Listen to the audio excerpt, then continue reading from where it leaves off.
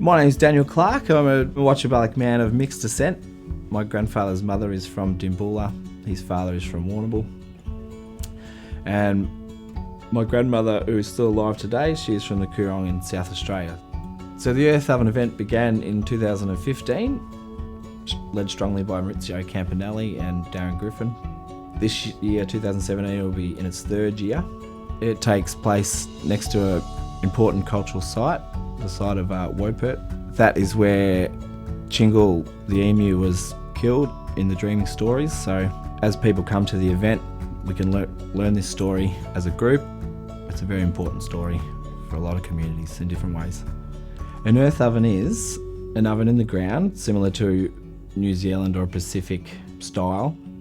Clay is used as a heat retainer, and that's sand and clay mixed together. Balls about fist size, and about 150 are placed on the base, and a fire is lit. And wet rushes that grow along the waterways, they're soaked for 3 or 4 hours, and they're placed in to sort of steam the food and not burn from the coals and the clay balls. The bark, we source that locally. Traditionally you would have used a stone axe, but we used a steel tomahawk this time. And we basically cut a rectangle shape out of the tree. It peels off and it doesn't damage the tree long term. The tree will survive, and in 50 to 100 years there'll be a nice scar in that tree for people to see. We use the bark as a barrier from the food so the dirt can go over the top. After we place the bark on top, the dirt is then covered across and the oven is left for about 12 hours. It just cooks slowly under the ground. In the morning, when we uncovered the earth oven, there's a lot of anticipation around the group. Everyone was excited to see the results and taste the results. And as you get down 5 to 10 centimetres, you can feel the warmth still in it. And then everything's removed. As the rushes are pulled back, the murnong is exposed, and it's all sitting there looking good and ready to eat, which everyone just jumps straight in. So the type of foods we can cook in an earth oven that we've done so far is tubers and meats, kangaroo and murnong.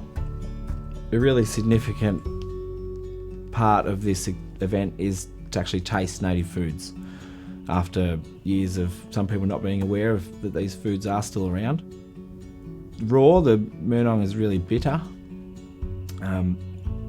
Once cooked, it really caramelizes and it has a sweet texture and soft texture. Yeah, well, murnong was a staple food for all Indigenous people, especially in the southeast. As the sheep grazed through, they ate out hectares of it. It all disappeared from the landscape. So we're very lucky with people like Wimmera working hard to bring it back from near on extinction. The Wotjobaluk dancers perform on both days. They are led by Ben Muir, who's been dancing for a long time with groups in Horsham and Ballarat. My kids hadn't seen traditional dance before, so they really enjoyed it. A lot of the people who attended hadn't seen too much before. If they can pass that on to the Aboriginal community and the non-Aboriginal community, then it's just going to strengthen our ties. My hope for the future of this event is that it strengthens the Aboriginal community in Western Victoria, Southeastern Australia. It provides an avenue to get involved and learn and participate and build stronger communities. Authorised by the Victorian Government, 1 Treasury Place, Melbourne.